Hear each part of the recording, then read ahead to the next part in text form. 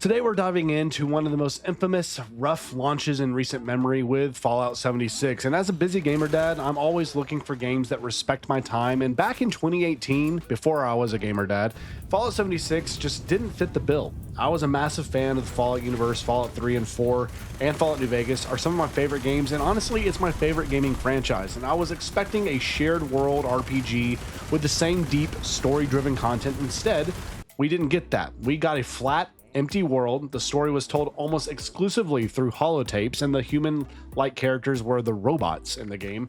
And it felt like a cash grab, if I'm honest. It didn't deliver on the rich lore and characters that we knew as the backbone of the Fallout universe. And I, along with a huge number of players, put it down and moved on to something else.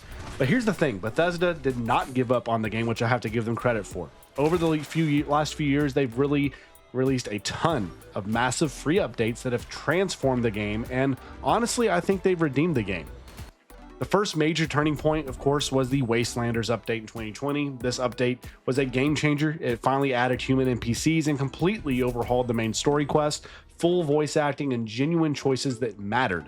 They also added 2 new factions with the Settlers and the Raiders, which completely revitalized the main story campaign. Since then, we've seen updates with Steel Dawn and Steel Rain, which is, of course, the iconic Brotherhood of Steel update. You had the Expeditions, which they've added in the Pit and Atlantic City, which brought a visually stunning new areas for you to explore. And Atlantic City on the latter end was actually better received by the community. And most recently, we had the Skyline Valley update, which was released in 2024, expanding the map in the south, adding a huge new region for you to explore, and also a new storyline focused on the unique group of ghouls in the game as well. The key for me was these updates. They changed the game experience and brought some of that core Fallout experience we were expecting when the game first launched. Now, for me, the key to enjoying this game now is I had to change my expectations of what this game is. I realized my mistake was originally playing Fallout 76 like it was a single-player Fallout game, where it's not. It's an MMO RPG in the Fallout universe with Fallout DNA. This distinction is what now has me hooked to the game, and over the last month, I've played over 40 hours, which for me as a gamer dad is a shining beacon of I'm enjoying this game. For me, it's about grinding through the storyline. I had a lot of fun getting through that stuff, but the addictive activities in this game is what's brought me back time and time again, both solo and with my friends. Going to the events. The map is filled with public events that a dozen or more players can swarm to. And the best part, the enemies rewards scale, so low players can contribute and earn valuable loot alongside even high-level veterans that you're seeing that are in the hundreds on their levels. The camp building has dramatically improved in this game, as you can now build, blueprint, and move your camp with a lot more freedom. And they just recently did a massive overhaul for camp building, which is fantastic. And player vending is amazing. The economy is vibrant, and I spend a ton of time server hopping, trying to check out players' camps, see what they're selling, check out their encampment, and try to find some plans or recipes that I didn't have myself. And that hunt for specific gear or recipes is a lot of fun to find in this game. So is Fallout 76 worth it as a busy gamer dad?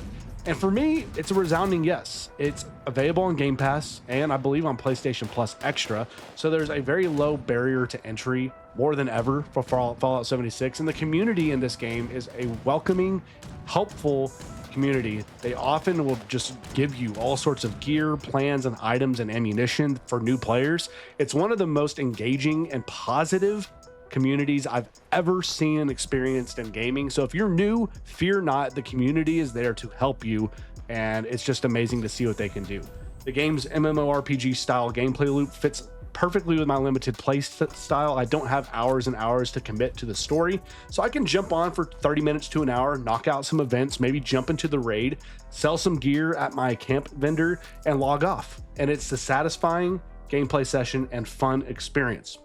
And while it may not be the traditional Fallout experience we all wanted at launch, the game has evolved into a fantastic, engaging, and genuinely fun multiplayer game that is perfect for short, satisfying gaming sessions, or if you want to dive in for the long haul, you can do that as well. So if you're a returning gamer that was burned out at launch, jump in now, give the game a second chance. And if you're looking for a fun, casual online RPG, I highly, highly recommend Fallout 76. You may just be surprised by how much fun you'll have in this engaging open world RPG with one of the best communities around.